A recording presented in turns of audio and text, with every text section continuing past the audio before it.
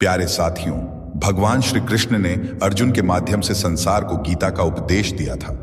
कृष्ण ने अर्जुन को गीता का पाठ तब पढ़ाया था जब उनके कदम महाभारत युद्ध की युद्ध भूमि में डगमगाने लगे थे। श्री कृष्ण के उपदेशों को सुनकर अर्जुन अपने लक्ष्य को पूरा करने की ओर अग्रसर हुए। कहा जाता है कि गीता में जीवन की हर एक परेशानी का हल मिल जाता है।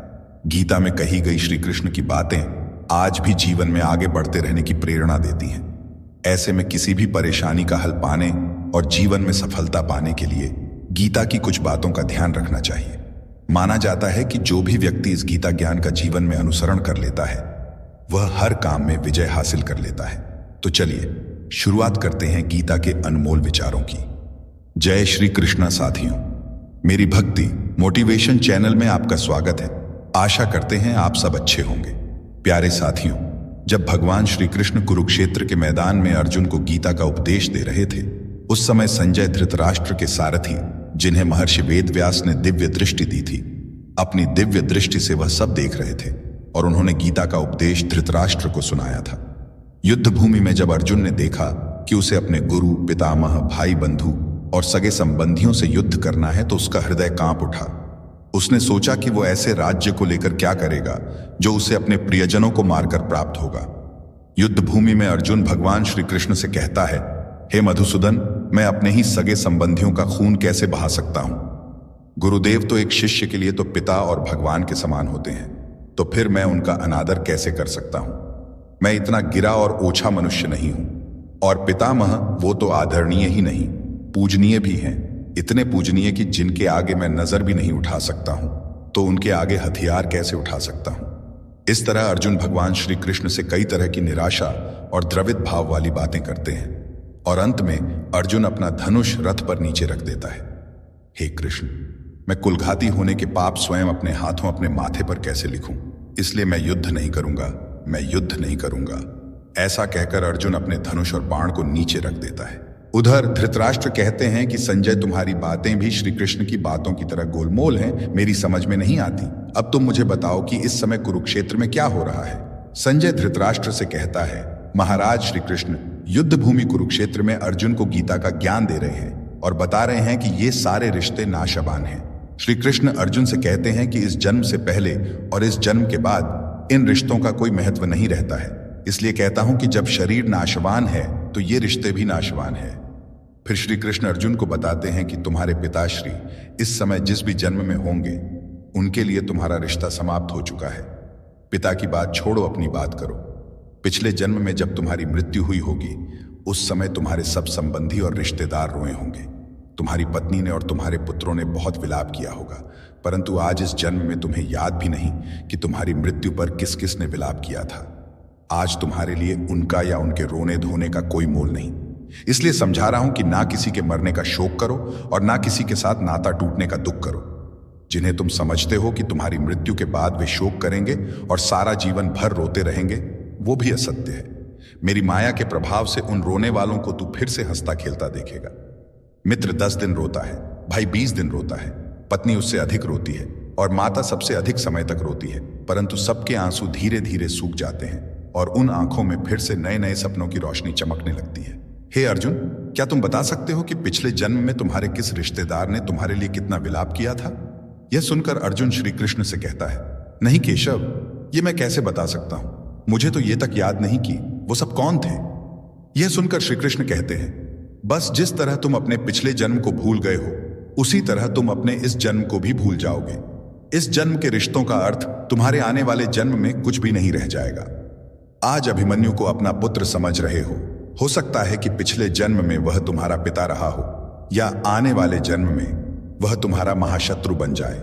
आज तुम जिनको अपना रिश्तेदार समझ रहे हो, जिन्हें आदरणीय समझ रहे हो और इसी कारण उनकी हत्या करने से संकोच कर रहे हो सकता है कि उन्हीं में से किसी ने तुम्हारे किसी पिछले जन्म में तुम्हारी हत्या की हो या तुम अगले जन्म में उनकी हत्या कर दो।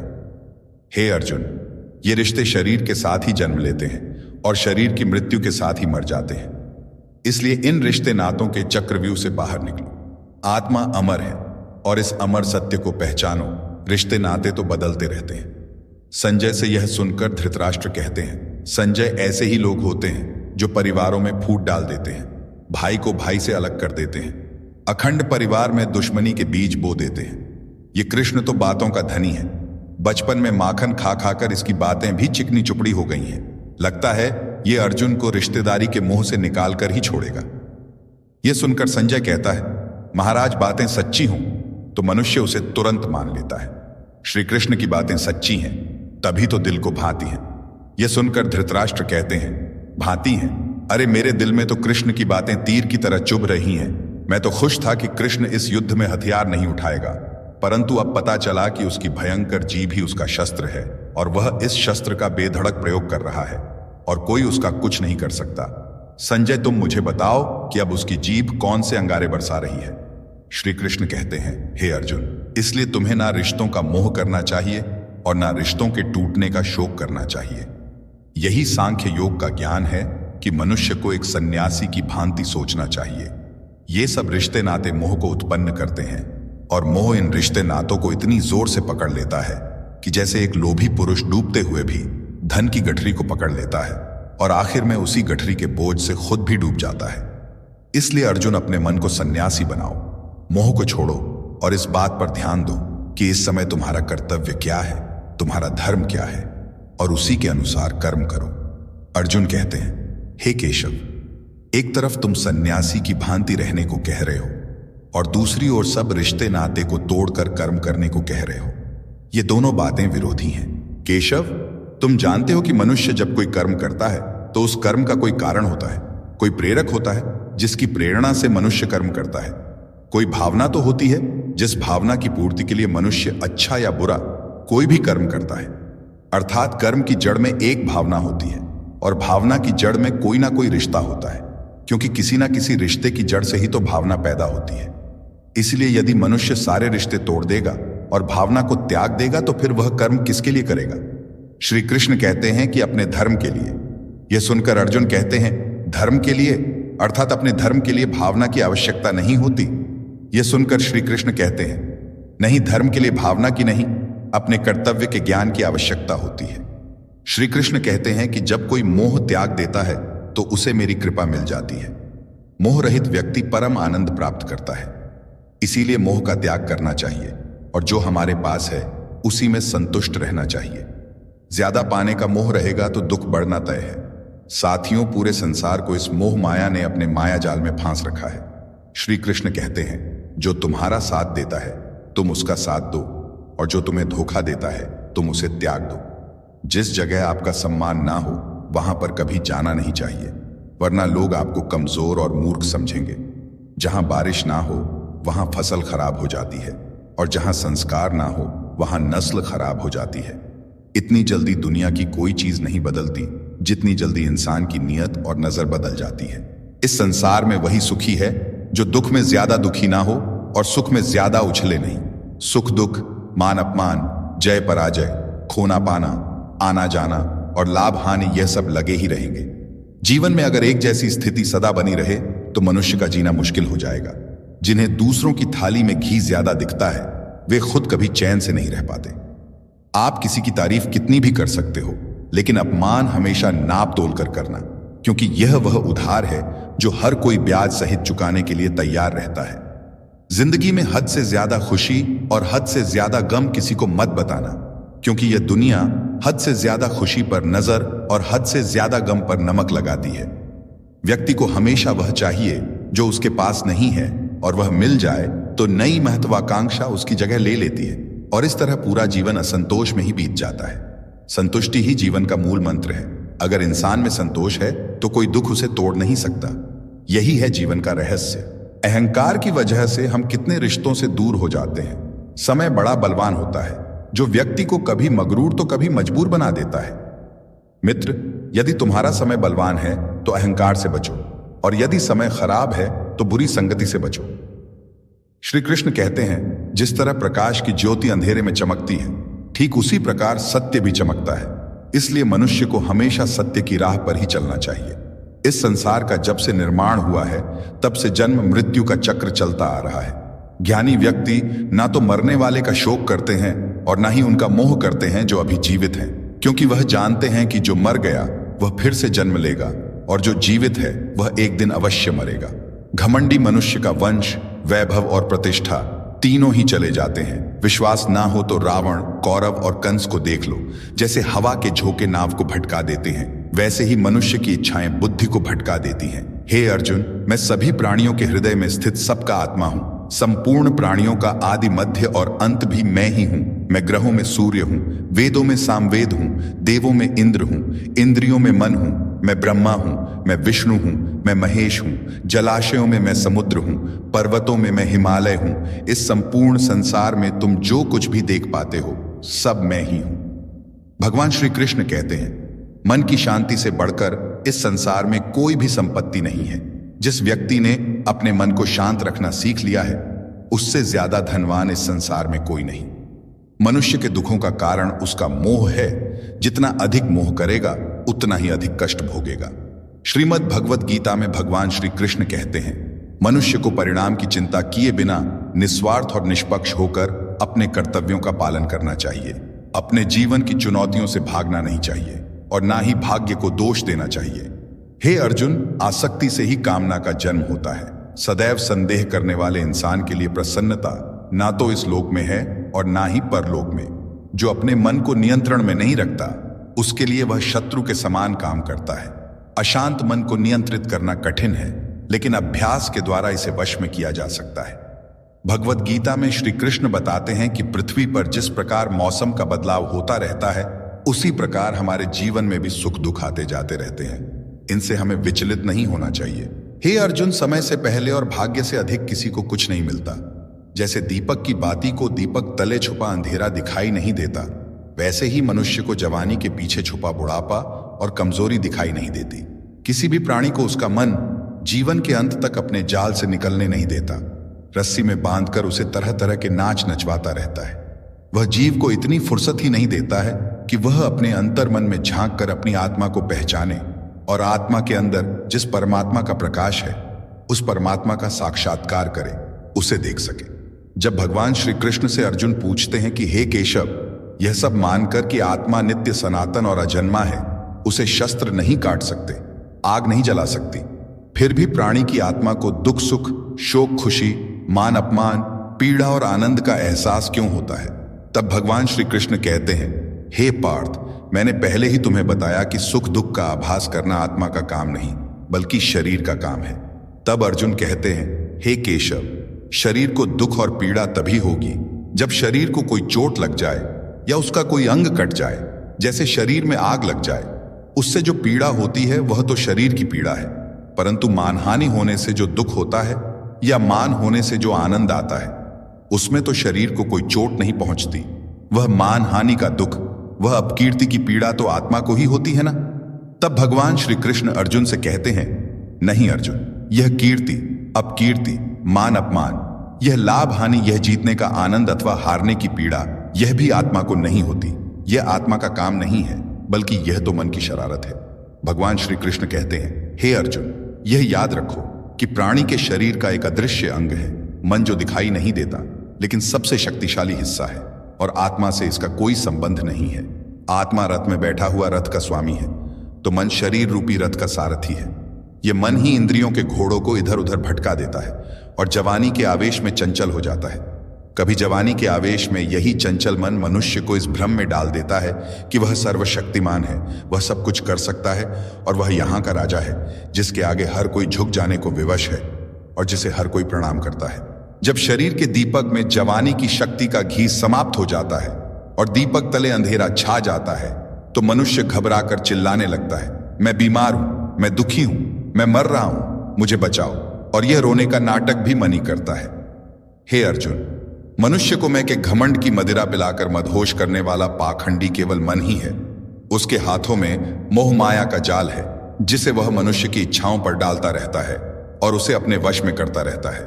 यह मन शरीर से भी मोह करता है, अपनी खुशियों से भी मोह करता है और अपने दुखों से भी मोह करता है। खुशी में खुशियों से भरे गीत गाता है और दुख में दुख भरे गीत गुनगुनाता है और अपने दुखों में दूसरों को शामिल करके उसे खुशी मिलती है।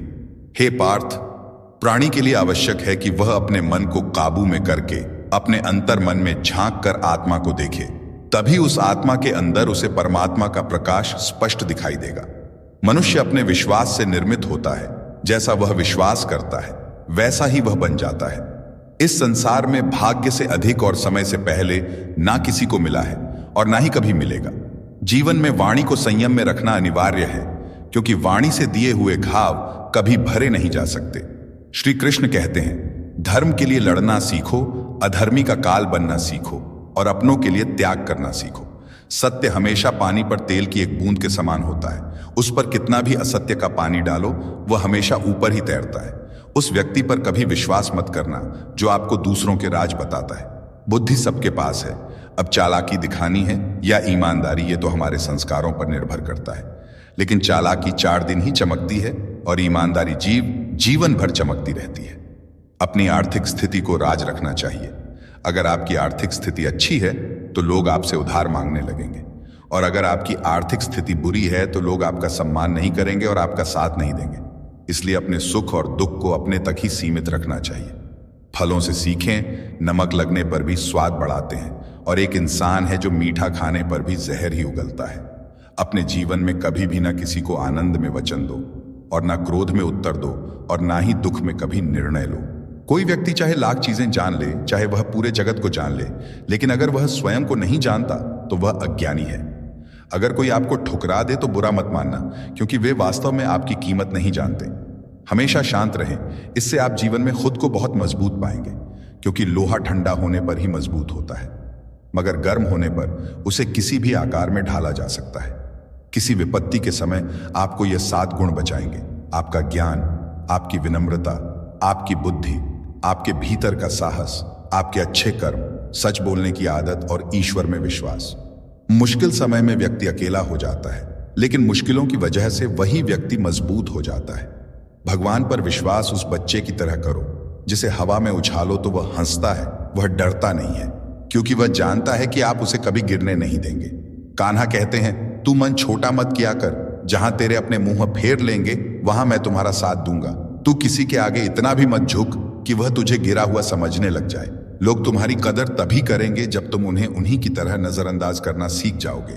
भगवान श्री कृष्ण कहते हैं, जिस मनुष्य के अंदर ज्ञान की कमी होती है और ईश्वर में श्रद्धा नहीं होती, वह मनुष्य जीवन में कभी भी आनंद और सफलता को प्राप्त नहीं कर पाता।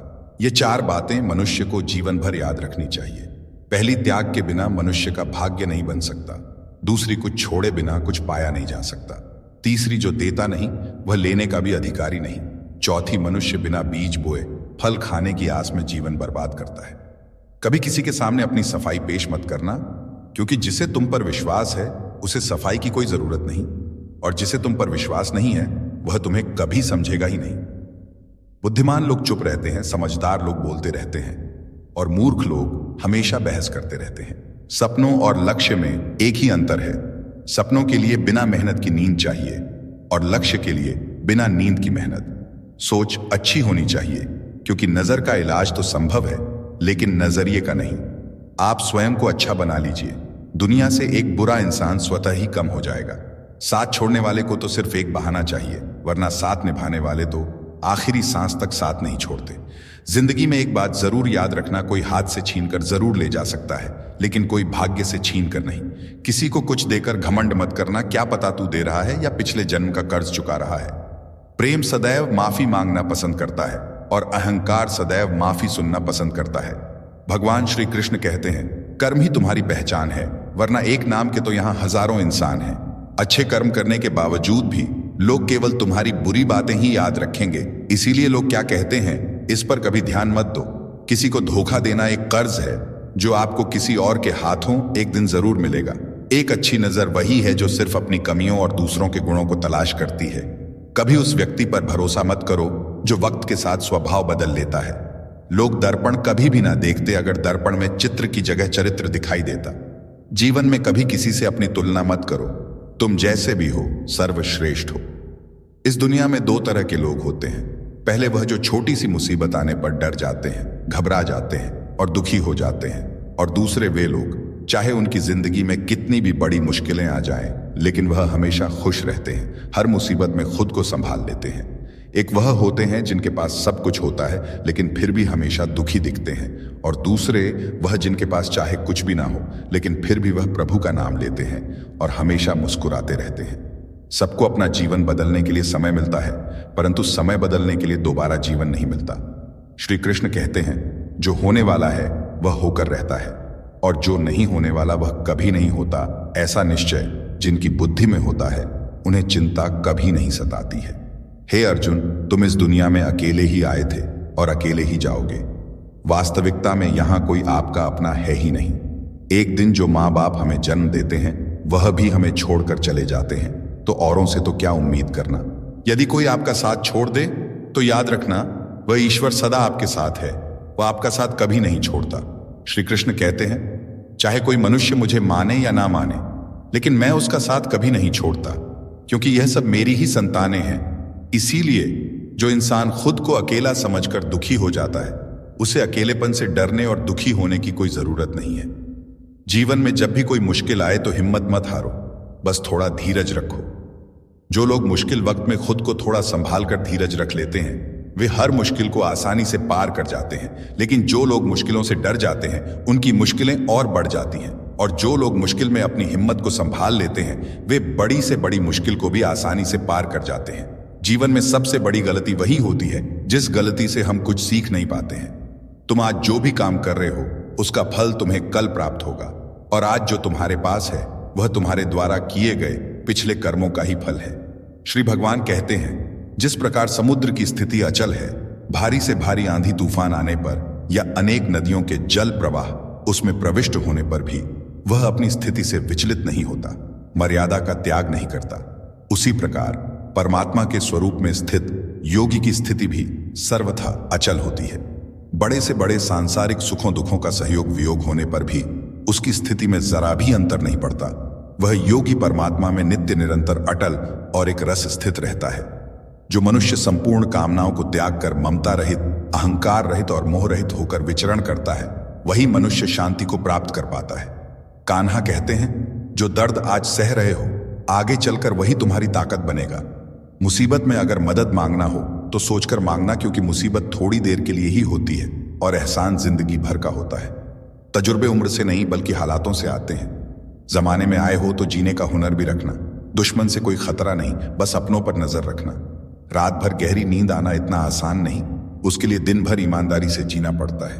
अपनी कमियों को सिर्फ हम दूर कर सकते हैं और कोई नहीं, बाकी सब इनका फायदा उठाना जानते हैं। समय के पास इतना समय नहीं कि वह आपको दोबारा समय दे सके।